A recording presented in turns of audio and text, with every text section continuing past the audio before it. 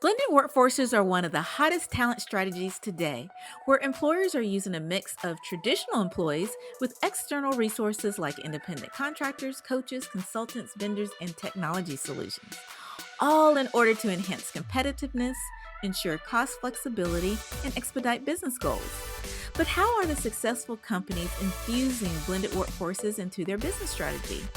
And what are the critical success factors and pitfalls to avoid during implementation? And on the flip side, what does it really take for suppliers to improve their chances of finding and landing contract opportunities? The devil is in the details, my friends. I'm your host, Karen Farrell Rhodes, and it's time to get smarter about blended workforces at work. Hello, my friends and my superstars out there. Welcome to today's show. We're absolutely thrilled to spotlight Michael Ang, who's the CEO and founder of JobElephant, which is one of the most successful agencies in recruitment advertising out there. Now, Michael's a 20-year veteran in the industry, although he doesn't look a day over 16. But but he started JobElephant back in the early 2000s out of his garage, which is amazing. And he used the strategy of outstanding customer service and strong leadership to grow the business dramatically. I was so impressed with how Michael is a true player coach type of leader because he really stays on top of industry trends and he even personally manages several hundred long-term client accounts himself.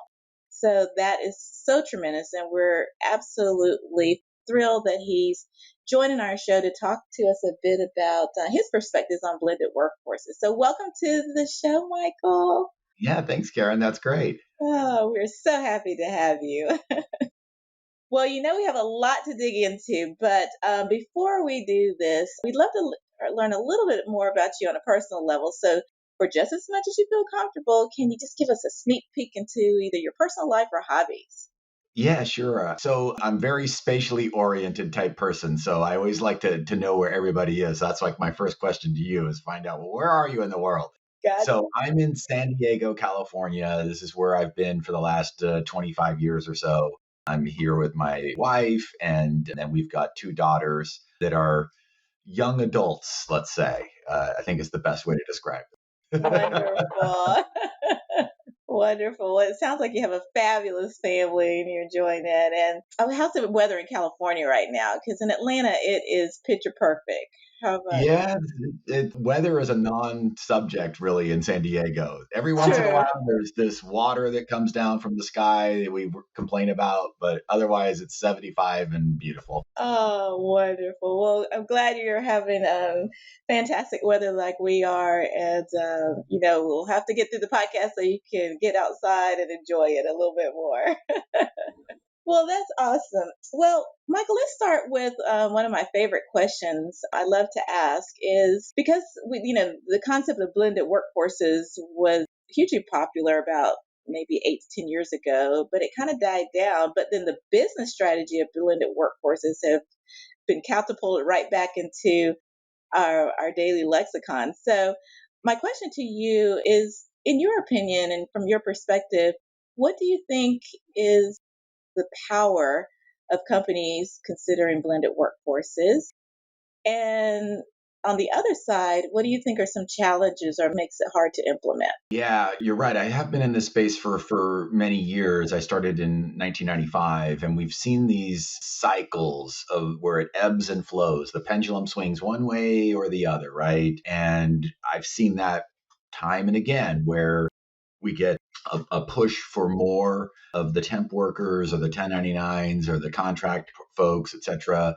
And then it shifts back depending upon either economic swings or you name it. And I think some of it is just like, well, we tried this for a while and now let's try something different.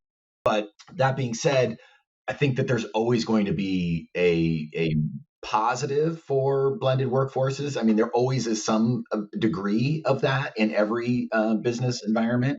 And it really boils down to that particular business and their needs, right? So I can speak to a couple things to you. So you mentioned, I handle several hundred of my advertising agency customers. So I get to see their perspective on things. And then I also run and manage an advertising agency, a very small business, so less than 50 employees. But there's also another 20 or so contractors and other folks that are interfacing with our team. So that being said, we've also got multiplying factors to that, where now, if we talked about this 10 years ago, it would be a totally different conversation, because now in this world of remote working, as through the pandemic, JobElephant actually switched to being a remote only company. So I'm in the office, nobody else is, but the everybody is working remote, just like those contractors that we have that are on duty for different projects and things like that. So in some ways, that's made it easier because nobody has the ability to bend the ear of management any more than if they were in Atlanta or they were in some other part of the world, and to be able to have that level of influence. And so it really changes some of the company culture stuff, because I think that blending company culture with the consultants and whatnot, everybody else, I think that can be tricky. Obviously, there's all sorts of fails there. There's the legality side of things in terms of what they can or cannot do, and but I always try to, when there's team building, you're building a team. That team might consist of people, however they're compensated, right? That might be from different backgrounds and different compensation levels. And I try to bring all those people together, just to the same point that you're making here. That you and I are meeting for the first time, and we're trying to build a connection, build that relationship so that we can work together. You and I are trying to do a podcast together. We're trying to get something done. Absolutely. And so I think it's important that those contractors have that time to be part of the team and do the team building exercises with the rest of the employees, whether they're full time, part time, seasonal, you name it. That makes a lot of sense. This makes a lot of sense. Let's step back just a moment, and I want to give you an opportunity to share a little bit more about what JobElephant does and how you differentiate yourselves from others in the market. Yeah, thank you for that. So I started JobElephant in 2000 and ended up working in a space called, let's just call it nonprofit, government, public sector for the most part. So in sales vernacular, they call that SLED sales. But in any case, that is really our sweet spot. We work with a lot of colleges and universities, a lot of big names, so every University of California campus uses our platform. But we also work with a lot of schools nationwide, about 1,000 within our small organization, colleges and universities, from the Ivy League schools down to the tiny little community college in the middle of nowhere. And that might be tiny by size. So I see a big swath of different styles, but I always try to run my operation or our consultancy of advertising to support those that really, public sector is the a kind of a lagging indicator of the rest of the world. So whatever might be happening on, Madison Avenue and in New York in terms of They're the the last latest ones. skill sets and best practices, it might take years, if not decades, to filter down into your local Department of Motor Vehicles, right? That's In order right. to turn best practices. So we try to bring that level of business expertise to our customers, to how to best source their job seekers, right? How to get those candidates into their pipeline so that they can make the best hires. So then talent acquisition play a big role in media distribution. So what that means is that as an employer, you're trying to fill a particular role. And our approach is, it's not one size fits all. We're not going to tell you that, oh yeah, just post your job on this particular platform and you're going to fill all of your recs, right? Because that's not the name of the game. We work with about 24,000 different media sources worldwide. So that means that, every publication, association, niche job board, mailing list, you name it, we've done it. We can do radio, we can do anything and everything that has to do with promoting a job to a particular market. And that's our role, right? And then to come to that customer who is the employer and tell them, this is the most cost effective way to do this. So there are customers that come to us and say, hey, I need to hire for a physics professor and I want to post this job, on this particular website. And we can easily do that. But we can also then tell them, and here are 5 other places you should consider that are more cost effective based upon our analysis. So we track every ad that we do for every one of our customers. So we have what I like to call little data. So you have Facebook and Google and Apple and all these Microsoft companies that have big data and can run AI algorithms on things or whatnot. We have little data. So if you need to know what the best place to hire a physics professor is, I know that. And I'm not sure that necessarily all the AI bots out there in the world know exactly how that works. So we have that particular real world examples of what has worked and worked recently. And things change over time. We all have been around a bit and maybe saw where, if anybody remembers, Hot Jobs was a big platform for a while, and that begat, Monster and Career Builder, who are really no longer even in part of the conversation. We hardly do any advertising with those types of platforms anymore. There are so many other programmatic type of job boards that have come about, pay for performance style advertising job boards, the LinkedIn's, the Indeeds of the world, the ZipRecruiters. So parsing out all of that stuff and explaining to customers what the different levers are that they have in order to try to reach the right candidate is the end of the game. And then getting down funnel. So there's obviously a talent acquisition funnel. We're at the very top of attraction, getting people to apply, getting them into your applicant tracking system, into your company's ecosystem, alerting your recruiters, whether that's a CRM or an ATS, whatever that might be, but getting your recruiters to notice that, hey, this person's interested in this job. Then I leave it up to the employer to land that particular candidate, right? So That was going to be one of my questions. So you all do a lot of advisement on using the data that you all have as best practices on where to try to source correct. individuals, but you're not the screeners per se. Correct. We're not screening. We're giving everything right back to those employers. And they make, maybe it makes sense just because we're public sector mostly that they can do that themselves and that there's no bias that I might be introducing to this other than the fact of where that job was advertised. Gotcha. And this is something that you'd rather not talk about. This is fine, but I know the clients probably pay for your advisement, but do you have partnerships with the job boards as well? Yeah, so actually, that's a really direct question, and I love it because we don't charge our customers any more to work with us than they would going direct to any of the media sources. Oh, So the way that we're compensated is from the media source, just like an insurance broker can sell Blue Cross anywhere. right. Whether it's through this broker or that broker, I'm a broker of job boards. Gotcha. Broker of job boards. Wow.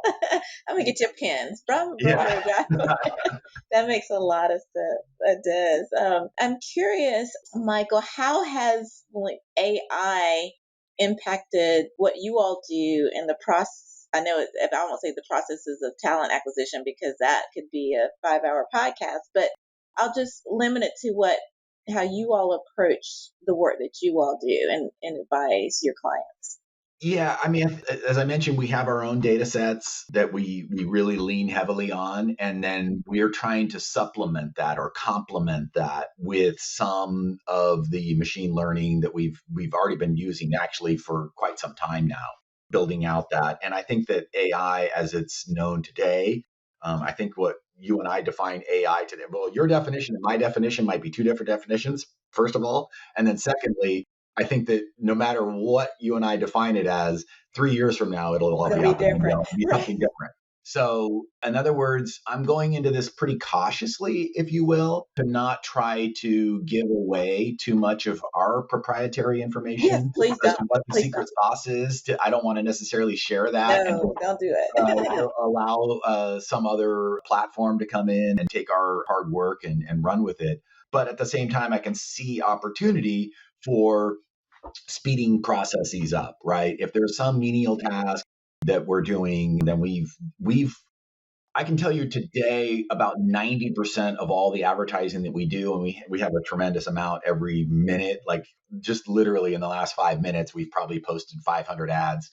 we have 90% of that is done through these automated processes so that there's not as many humans touching the data. There's automation to bring the jobs from an employer's website, their ATS, their careers page, whatever that looks like, into our system, go through some algorithms, add some tracking codes to things, and then pushing them back out to the different platforms that they might need to reach that job ad distribution.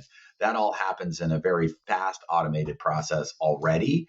And so AI can help us do things like, I'll give you a good example of this. One of the things that we're trying to train our AI to do is salaries. So this has become a big issue with some of the platforms that are requiring salaries. Some states, some government and local areas are requiring that every job have compensation spelled out in a numeric fashion. But there's no set standard of like, well, where is the salary going to show up in a job advertisement, and where is the range, or what does that range look like, and what if there's all these other extra, well, it's a sales job and there's so much commission and there's so many flavors of compensation. So using AI, we're trying to train that to help normalize some of that data so that it can parse through an entire job description and say, what they mean by that is this is the salary range, and put that in a numerical fashion so that we can create an apples to apples comparison. Very cool. Fascinating. It's absolutely fascinating. And for your target industries, I know you said you do a lot in the public sector space. Are most of the positions that you advise on, do they end up being more traditional employer internal roles, or also contract roles, a mix, or what do you focus on? Yeah, so I would say that the vast majority of the job are direct hire employer roles. We do work with actually a lot of executive search firms as well. So they're the ones that are doing the screening and placement in the end employer business. And then we also work with staffing agencies will actually use our service as well because of our job ad distribution is better and faster than anybody else's. So so we see a range, but the vast majority, 90+%, are going to be in that latter category of that they're direct hire positions. Oh, wow, that makes a lot of sense. What about, we mentioned earlier that you kind of have your toe in both waters, both as an employer and as also being a contractor to other clients. So let me start on the employer side. I know you have a few consultants or vendors that you all work with as well. What do you look for as far as characteristics in order for a vendor or supplier or contractor to be on your short list? What do they have to do to really separate themselves from the pack? That's a really good question. I think that just like when selecting any kind of vendor, it starts to work around trust. You have to have that level of trust, and that is just developed through meetings and conversations and building that rapport with an individual or an individual company. And I'm still a big believer that people do business with people, not companies. That's right. But so you develop that level of trust with a particular vendor's personnel. And then for me, you look at responsiveness. We work at a crazy pace. I feel because we have to satisfy so many customers and their demands, that our ideas have to be executed very, very quickly. So I guess where I'm going with this is that speed is one of my big, like how fast can they do things? Right. How responsive are they? So that generally leads me to look at things that are more local in terms of time zones, because as I mentioned, we're a remote company and we have employees over 3 different time zones and contractors and all those things. But then to broaden that and to have somebody that was say in a time zone 12 hours away, that would be a big issue for me, I think, and just trying to in terms of communication styles of making sure that when I'm working, they're working and that we can work together. So I think that's one of the other big ticket items I would look at. Thank you so much for sharing that. Because, one of the reasons I love to ask that question is because there are a lot of individuals who, may have had a successful corporate career and then left to hang their shingle. And just because you were successful in corporate does not necessarily mean you'll be successful as, your own business, because there's still standards and that know, like, trust factor. And I can't, I get a lot of people that ping me for informational interviews, right? They're like, how did you do it? And da, da, da. And and they always say, well, I don't want to do business development. I hate sales, but I'm really good at what I do. I'm like, my dear, you're always in sales mode. If you have your own business, you Yep. got to learn how to get past that. And got to learn how to deepen that know, like, trust factor. And it's first by introduction and not spamming people. And then it just takes time. So that's what I was trying to pull out to see, what kinds of things that you look for. And yeah, Yeah. fantastic. And just like with any other, with the trust factor, it's the friend of a friend type thing, right? Right. That working opportunity that you have, that you end up meeting somebody, and then you're chatting them up. Oh, what line of work are you in? And then, oh, you do that. That's interesting. And then they give you a referral to somebody that helped them, and then you're like, wow, that's already a referral. That's a testimonial to why you should probably work with that particular vendor. Oh, that was fantastic. So, Michael, I'm curious, what do you think is a big miss or an overlooked situation that companies fail to consider when they're thinking about their talent acquisition process? In terms of recruitment advertising, you mean, or in Yeah, general? in your Yeah, space. yeah. I Yeah. mean, I think one of the issues that I frequently deal with is an entrenchment, let's say, and this is the way we've always done it. Oh, don't you hate that? That we've always, done it this. I mean, it's so hard to break those bad habits. And so that really was the impetus of us starting to track our ads 15 years ago, is to help wean our customers off of print advertising, because we were telling them, look, you can advertise on some of these online, digital job boards or different mediums out there for a fraction of the cost. And so I was able to then show them the data. I tracked their print ads and was able to tell them, look, you spent all this money on this particular campaign, and this is what you got for that. I mean, you didn't get nearly the candidate flow that you should have relative to even a Craigslist or some other social media post, etc. So I think changing that behavior or mindset of the employer, that just because we've always done it this way doesn't mean that that's the right way. And so and that really is difficult in my role working with a college campus, because I don't know if you're aware of this, but on a college campus, a large university, for example, each one of the departments is their own hiring function. I do. So, We have um, 5 university clients, and I learned that over time. right. So one of my customers is UC Berkeley, and they have 900 departments on campus. So that means Oh, there's wow. 900 different talent acquisition functions for that one customer. Wow. Yeah. Well, So, and you then of know course, what? That's a lot of opportunity for JobElephant. That's what that is. yes, it is. It's a great opportunity, and I learn things every day. I And bet. we advertise because a lot of these universities are so, the types of roles that they have, right, are so different and unique. So, as I always like to kid with people, I've actually literally hired for rocket scientists, and I've also hired for manure shovelers in the middle of Pennsylvania. Oh, wow. And both have equally probably important jobs within their context, if you will. Yeah, well, I mean, it's just different, right? Trying to reach the particular kind of caliber of per person that's going to apply for those jobs, it's very unique, right? It So is. that's where you gotta fish where the fish are. That's right. You absolutely do. So, Michael, I want you to share also with our listeners more about your diversity recruitment advertising guide, because it is Mhm. a fantastic report, and I want to give some airtime to that as well. Can you share a little bit more about that? Yeah, it's something that's really unique to JobElephant. So because most of my customers are in public sector, they spend upwards of about a third of their budget on diversity outreach to try to bring in underrepresented groups into their college campuses.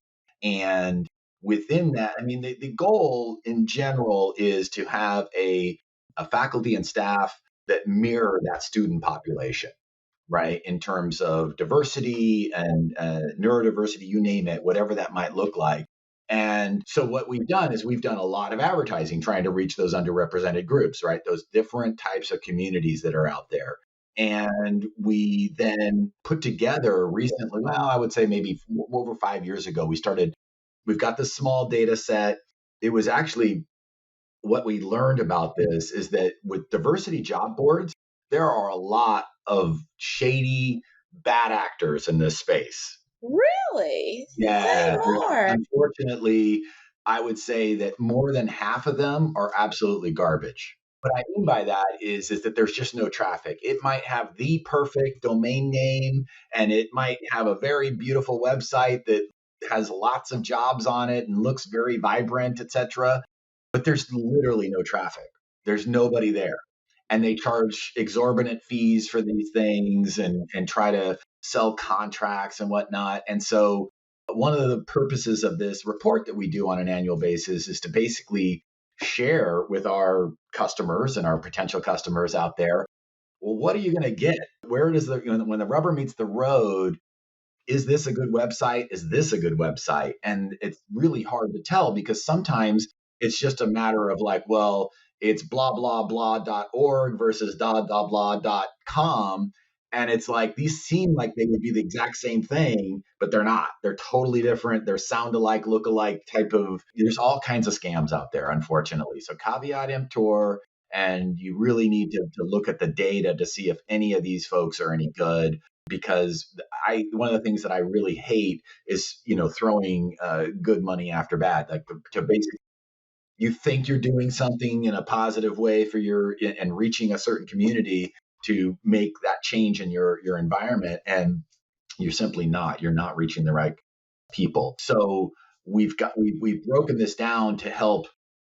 Basically, it's a multi-page report, but it will put like job boards comparing them to one another. So you might have, for example, because I'm in academia, I'll have maybe multiple job boards that target African Americans within higher education.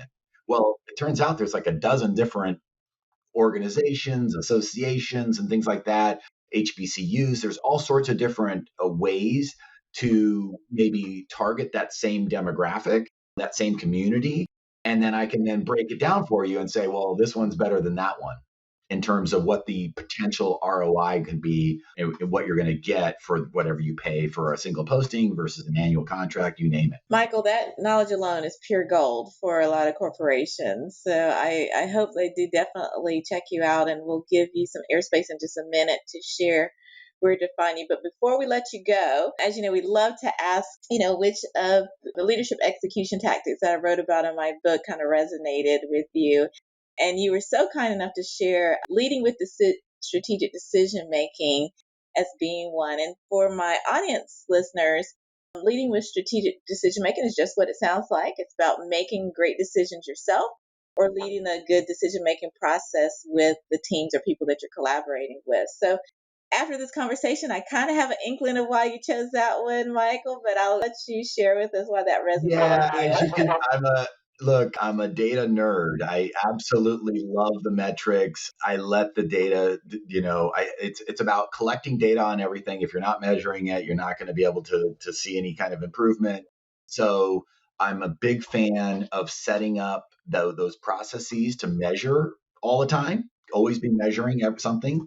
And then looking at that data flow, looking at trends, and letting that data guide the decision making process. And that really boils down to everybody in the company, all the managers that I have. We look at that on a departmental level, we look at that on an individual level, but that really is a big component, just looking at the metrics and making sure to measure everything and not just letting it just ride with a gut feeling. Absolutely, because that you'll only know progress if you do the measurement. So, absolutely. Well, wow, what an episode. I was feverishly taking notes myself. We're going to have all the information about you, Michael, in our show notes, but let me give you a few seconds to share where the listeners can find you. Yeah, so obviously I'm on LinkedIn, but you can always reach me directly via email, michael@jobelephant.com. And I always kid that I'm not going to be able to ever hire somebody named Michael at this company again because of that. But yes, email is great. I love that. And you can just go to our website, jobelephant.com. Well, that's all the time we have for today, but I want to thank you, Michael, for your gift of time and joining us. We learned a ton. It has been a fantastic conversation, and we really appreciate you sharing your perspectives with us today. Thanks a lot, Karen. This is great. Awesome. And thank you to listeners for joining another episode of the Blended Workforces at Work podcast. We hope that you will share it with just one friend because by doing so, we can all get smarter about blended workforces at work. Thanks so much and see you next week. Well, that's our show for today. Thank you again for listening to the Blended Workforces at Work podcast. You can check out the show notes, additional episodes, bonus resources, and also submit guest recommendations on our website at blendedworkforcesatwork.com. You can also follow me on Twitter, LinkedIn, Instagram, or YouTube by searching for the name Karen Rhodes, with Karen being spelled Karan. And if you like the show, the greatest gift you can give would be to subscribe and leave a rating on your favorite podcast platform of choice. This podcast has been a production of Shockingly Different Leadership, a global consultancy which helps organizations execute their people, talent development, and organizational effectiveness initiatives on an on-demand, contract, fractional, or project basis. Huge thanks to the SDL production and editing team for a job well done. Bye for now.